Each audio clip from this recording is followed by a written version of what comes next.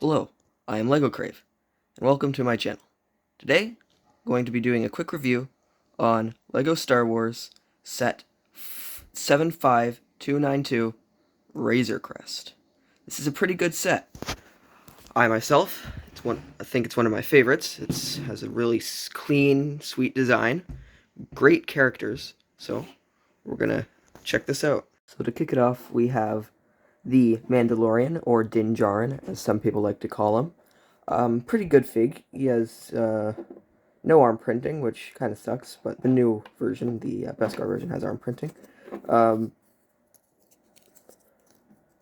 Over the very thin cape, he has back printing, which I like. A good leg print. Kind of fits well with the torso piece and the waist, actually. A very interesting gun, and disappointingly enough, underneath, just a black generic head. Alright, moving on, we have the child. Nothing really to say about him, just small, basically. You take off the head and put it back on. Nothing much to say here. Next is Grief Karga. He has no leg printing. Very unique torso design, which I kind of like. Back printing there. I think he has another head.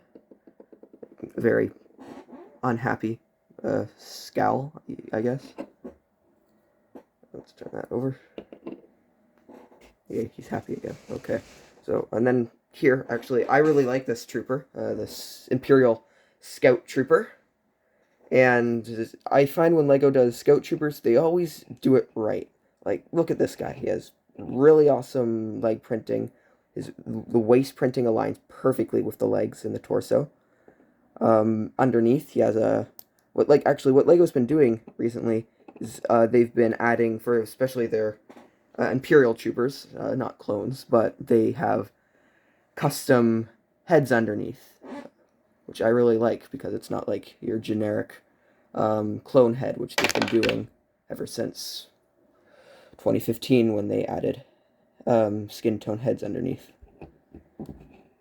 Even 2014 now that I think about it.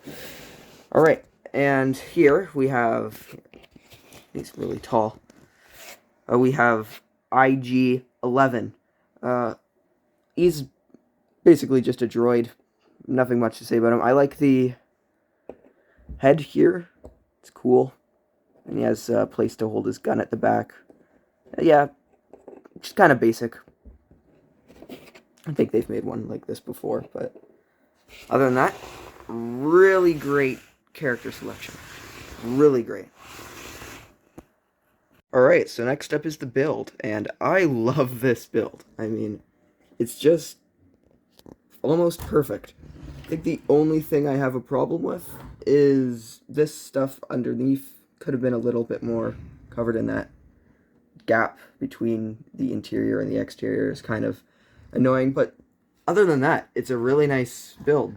Does a good job at keeping the bottom looking nice. Doesn't have a whole bunch of like random Lego colors, which I know they've done before, especially in the past. But yeah, I really like this build. You could tell it has some sticker printing here, which kind of sucks, but you know what? Stickers aren't too bad, unless you don't put them in the right spot, then it's super annoying. These are like the thrusters on the end. This is a escape pod, but I think I'm gonna do that during the play future section, but I like the look of this here. The window's great, or the cockpit. Take a look inside. I'll save that for the interior. And the guns are okay. I mean, I don't like that yellow thing sticking out, but I don't want to be too nitpicky here. And you could open that up, but like I said, I'm going to save that for the interior. I like this part here. I forget what it's called, but it looks really nice. And there's the sides, the back. Yeah, this is this is really good. It's a great design. So, yeah. Next up is Play Futures. And there's not too many, but they're pretty good. So let's take a look at the first. So first we have the escape pod, which I kind of like. That's inaccurate to how it actually is in the show and Star Wars in general, but yeah, whatever. It's a playset. Maybe if they do a UCS version, they'll get it right, but whatever. So we'll open up the hatch here. Just a hatch, and you have the interior. Grab a character, Grief Karga, let's say. Place him in. And there. Put the hatch back on. And then you take it out, and it flies off. Yay. Okay. There. Moving on, we got stud shooters. Nothing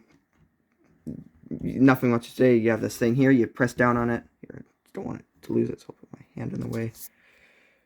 And you press down on this, and then it shoots. So yeah, I don't want to lose that. Okay, and that's really all for Play Futures. Like, maybe if you want to know how to open this, you just kind of open stuff up here. You look inside. They have, they add in the set, like, Carbonite characters. We have, this dude. I don't know who he is, but I don't know. He had a bounty on him. So, yeah, you just put him in here, slide him in.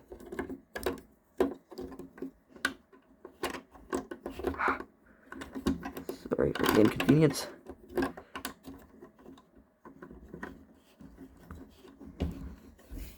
There, okay. There. So that interior there. It opens up on both sides, by the way. So now we will review the interior design. Alright, so to start off, we'll look at the kind of main interior. Right here, it's got to open this stuff up here. It's up on both sides, like I said before. And then, yeah, you have this.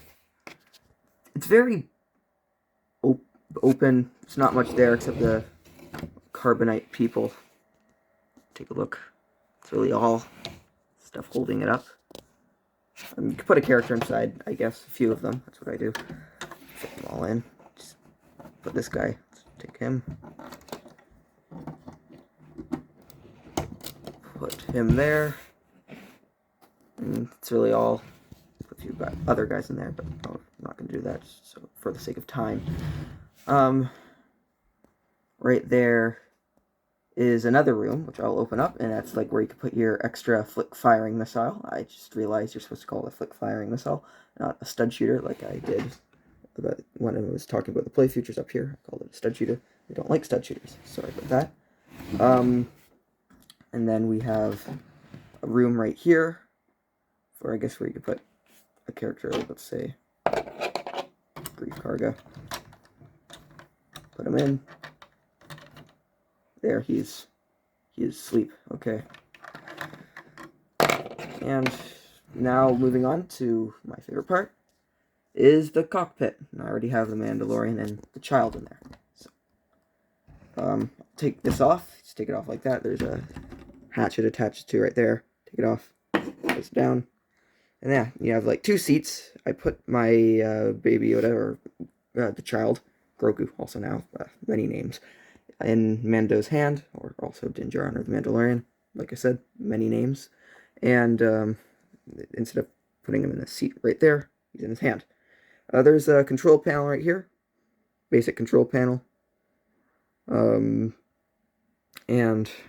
right here we have a spot to put Mando's gun. Just take it out there and put it back in, but I'm not going to do that. And yeah. Really like this interior. Like, this is boring. This is cool. Boring. Cool. Still, it's a really great interior. Put that back on. And yeah, that's really it for the interior design. Finally, we have my final thoughts. And my final thoughts are really good. I give the character selection an 8 out of 10.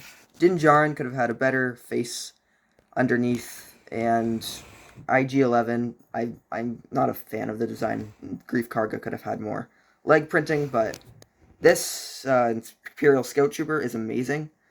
Grogu, well, he's just generic, and other than that, yeah, I think they're good, pretty good selection. Moving on is the interior. The interior is quite low compared to everything else. I give it a 7. It's just so plain. There's nothing much there. Quite boring. Like other people, more critical people, could have given it like a 6 or maybe even a 5, but I give this a 7 just because the cockpit's really nice, and also this part here is pretty good too. But I give it a 7. It's okay for the interior. Now moving on to the final part, and that is the build or design. The design is amazing. I absolutely love it. We have like this very smooth side, this really clean looking cockpit design here. The top is like very detailed. The engine's super detailed. It's just, it's flawless, practically flawless. I love it. Now overall, I give this set a 9.5 out of 10. It is amazing. I love it. So yeah, that's it for this set. Please subscribe, like, and subscribe for more, and have a great day.